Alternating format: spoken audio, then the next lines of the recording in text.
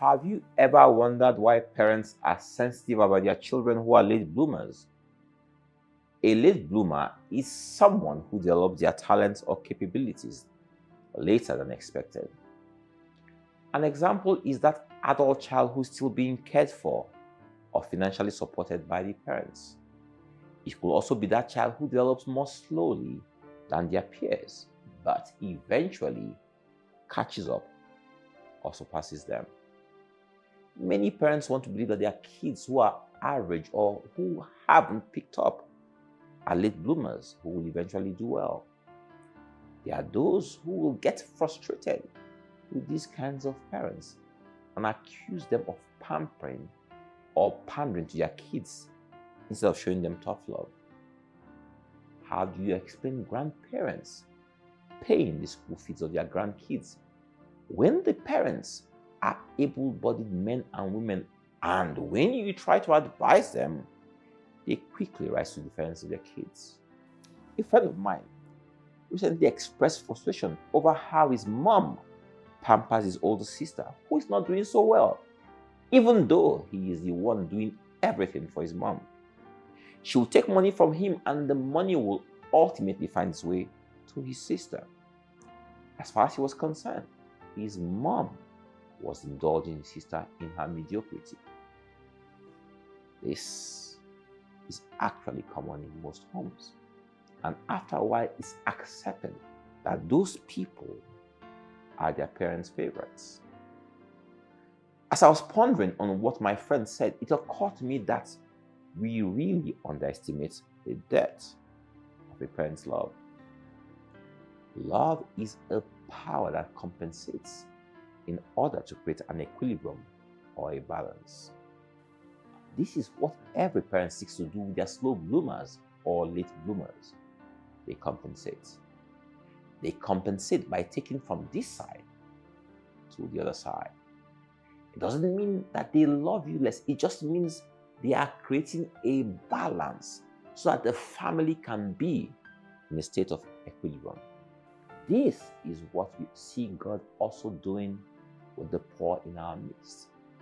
He's sensitive about them, and because of this, He's always in their midst, nurturing and providing for them. He compensates for what the world sees as their inadequacies or weaknesses, but what any loving father sees as a time of planting and nurturing. Seeds planted at the same time and in the same soil don't all grow at the same pace. So it is with human beings. Some seeds will sprout faster than the others. And as far as the world is concerned, the remaining seeds are dead and buried.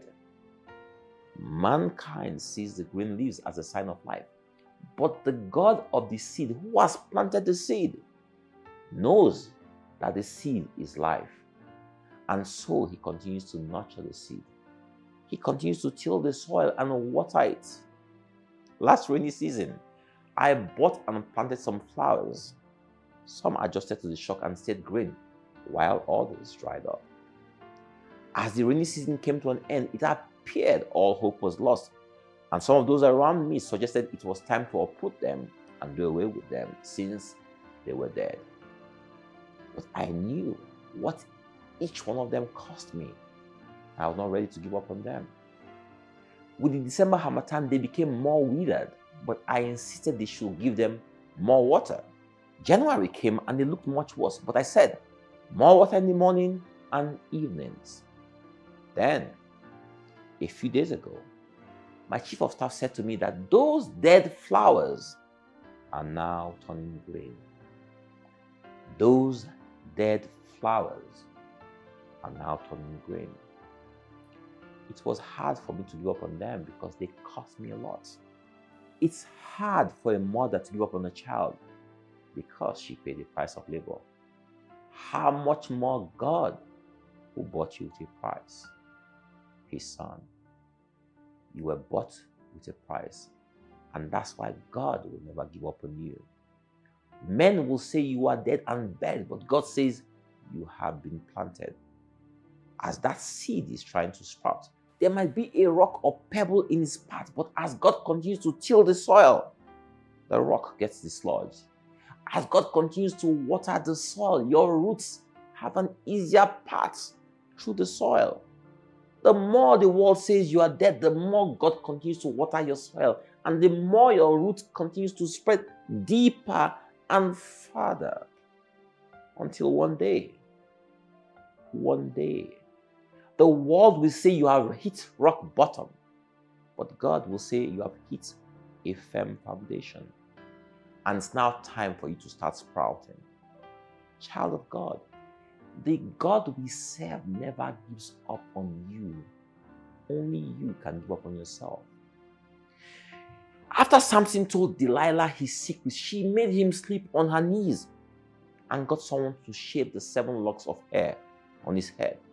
She then subdued him and handed him over to the Philistines, who plucked his eyes and chained him. The world thought Samson was finished because Delilah had removed his hair. But let me tell you one secret today. Delilah can remove it, but Delilah can't stop it from growing again. They can stop you, but they can't stop you from starting again. The enemy can abort this pregnancy, but he can't stop you from getting pregnant again.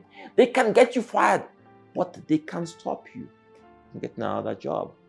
They can deny your visa, but they can't stop you from applying again. Only you can stop yourself. Samson said to the little boy who led him by the hand, "Just help me get to the pillars. Just help me get the admission. Just help me get the job. Help me get to the mountain. Just help me to the next step." What do you do when you sprout? What do you do when you break through the soil? What do you do when you get that job, that admission, that child, that spouse, that good health? What do you do when you get your heart's desires? Samson said, "Oh Lord God, remember me. I pray thee, and strengthen me. I pray thee, only this once, oh God. Only this once." What do you do with this one opportunity? You have been a slow bloomer or a late bloomer. You finally got married in your late 40s. You finally have the child that you always wanted. You finally got the job. You finally left Nigeria. You finally bought a car, a house. Only this once. What do you do? In that single moment, Samson killed more Philistines than he had his entire life. When you finally break through the ground, you bloom, you fruit, your leaves turn green. Do you know that when you finally start fruiting, the world does not care or ask how long it took you to fruit? All the world cares about are your fruits. Your fruits, your handwork. What you do with that one opportunity, that job, that child, that marriage, that good health, that promotion, that relationship, that report card. What you do with your life. That's what the world cares about. You have come late to this table. You have been a late bloomer, a slow bloomer. But now, you are on this table. It's the Lord's table. It's the Lord's banquet. Feast. God bless you all.